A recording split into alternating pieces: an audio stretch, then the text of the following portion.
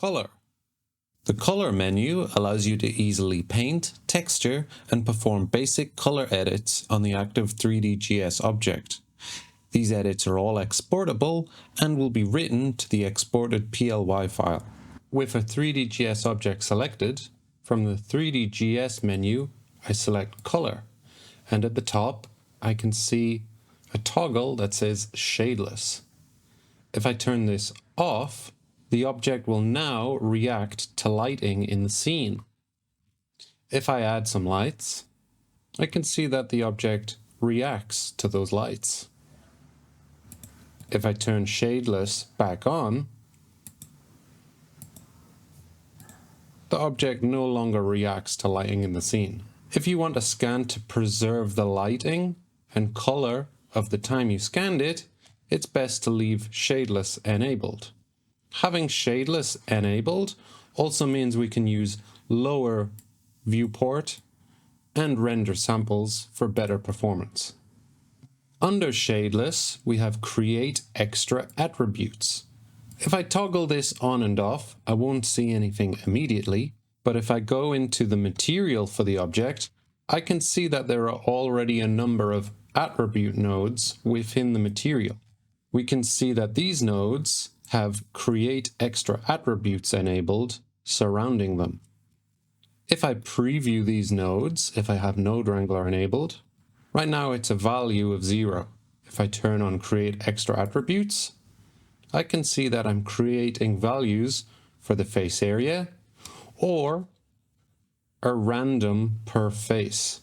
This can be used for some advanced shading techniques, but takes extra processing power. So if you don't need it, it's best to leave create extra attributes off. Under extra attributes, we have the basic color adjustments for brightness, contrast, hue, and saturation. Below the basic edits, we have the advanced features of the color editing section. And so we have a submenu, the active color menu, where we can choose selective color adjustments, vertex painting, or image overlay, editing color with textures. The selective color adjustments behave much like the color edit modifier. If I go to selective 1 and enable selective color 1, I can pick a color from my object, and I can replace that color with another color. The color threshold, saturation, and value will let me fine-tune my adjustments.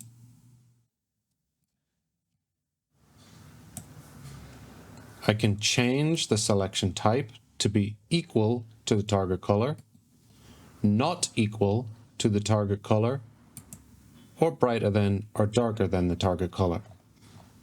I can change the blend mode, the strength of the blend effect, and to get a more natural look, randomize the mix.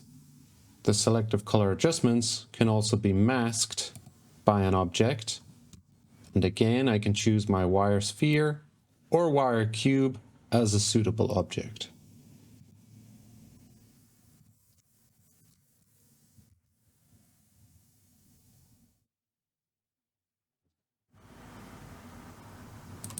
When changing functions within the active color menu, I can see which color edits are currently enabled, as they will be highlighted red.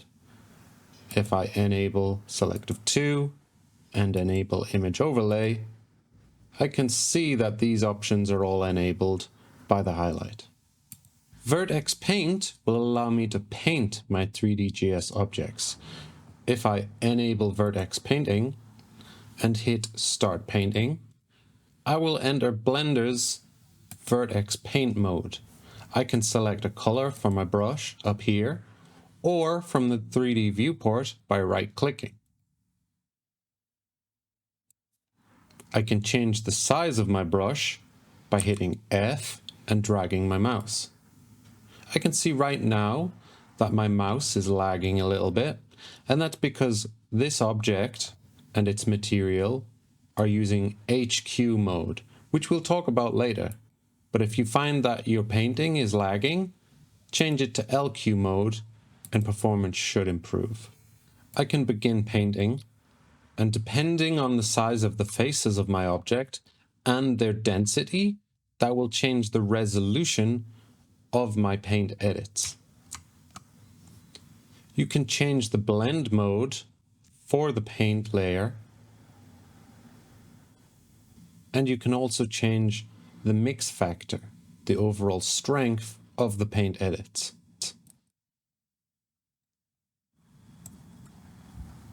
If you find you're not happy with your painting, you can reset the vertex paint at any time by pressing Reset Paint. The paint effects can also be masked by an object. I'll add a wire cube. I'll specify this as the mask object and say that only inside this object is painted. Or I could say anything outside of the object can be painted. Image overlays will let us use an image texture to adjust a model's colors. I'll enable image overlay, and if you have an image in your blend file that you want to use, you can select it from the search box, or you can hit the folder to import an image. There are multiple image mapping modes: box, object, and camera. And for box and camera modes, we can adjust the location of the image texture, the rotation, and the scale of the image texture. But the resolution of the image is again dependent on the size and density of your faces. I can change the blend mode that affects the color, and the mix factor controls the strength of the effect. I can also mask by object, again using my wire sphere or wire cube.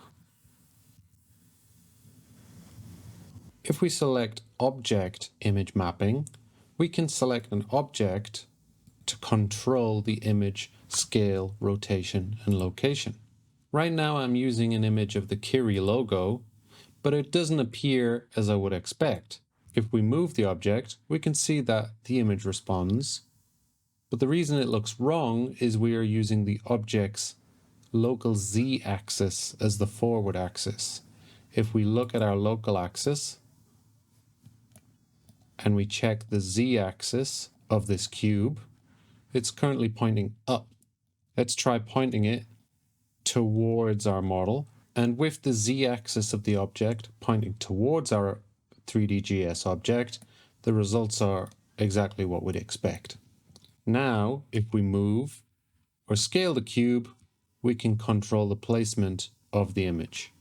If you see that on the back side, the image is also being projected, you can use this same object as a masking object by going Mask by Object and selecting the cube. Now the image will only appear wherever the cube intersects with the 3D.js object. The image looks a little blurry here, and just like painting, the resolution of your color edits is tied to the size of your object's faces and the density of faces in the location of the color edits. You can see this if I actually subdivide these faces. The resolution of the image is a little sharper now.